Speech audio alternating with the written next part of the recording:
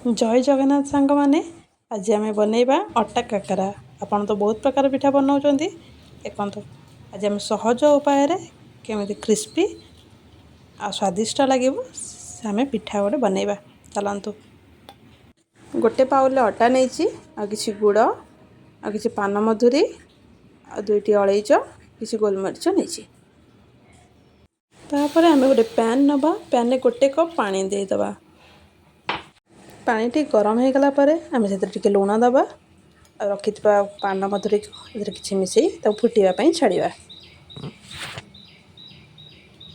पानीटा फुटिला आम इलायची आ गोलमरीच पकई नवा आ कि गुड़ दे मिसईदबा। गुड़टा को भलसे चले चले मिसई नवा। देखो भलसे मिसीगला एबे आम अटा पकेबा। अटा पकेला टिके चल आम घोड़े छाड़ीदे गोटे मिनिट में रेस्ट करा छाड़ा। तापर गोटे मिनिट पर आम काढ़ी नवा काढ़ी भलसे मिसेइबा।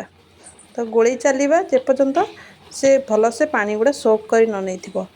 आपड़ ये अटा गुड़ आपण स्वाद अनुसार नहीं पारे। अधिक मीठा खाते कि अधिक अटा मीठा देवे गुड़ देदेवे। जब आउ टे अधिक क्वांटिटी करने चाहते आप अटा नहीं जाए। ये 10 ରୁ 12टा काकरा आपणकर बनी।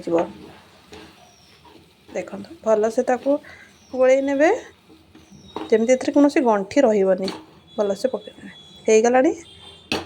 आम काढ़ी नवा। काढ़ी सारापर गोटे चमच घी नहीं तार दीपट साइड्रे भलसे लगे दी गरम अच्छी घोड़े 5 ରୁ 10 मिनट ठंडा को छाड़ीदे। देखो 10 मिनट होगला आम ए घोड़ा काढ़ी नवा भलसे अटा गुंथला भाया आउ टे घी हाथ हो भलसे मिसई नवा। जेपर्यंत प्लेन ही नथिबो जमी आम अटा गुला हुए सेमती प्लेन न हो से पर्यंत भलसे मिसई चलिए।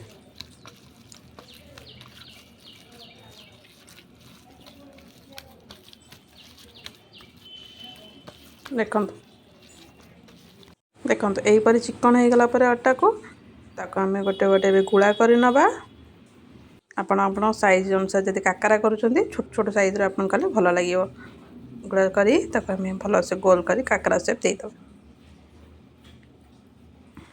देखो यहीपर आमर सब गुड़ा प्रस्तुत हो काकरा। तुम ए गोटे पैन नहीं जावा पैन के तेल दबा। तेलटी गरम हो जाए आम रखिथा काकरा को तादर पकेबा। गैस फ्लेम लो मीडियम रखिए। पूरा फुल रखिए काकराटा जली जापे। लो मीडियम रखी धीरे धीरे काकराटी को आम सेकिबा। देखो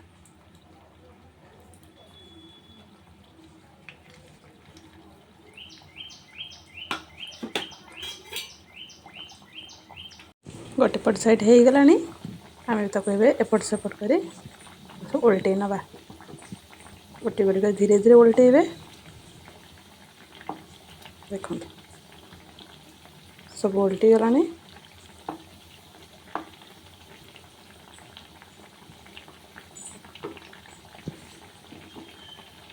काकराटा दीपट साइड सेकीगला एमती फुलिकी रमती भाषिब तेल आप जानवे जे आम जंतुणीटा ठीक है। गोल्डन रेड हो गला आप जानवे आम काकराटी हो गला।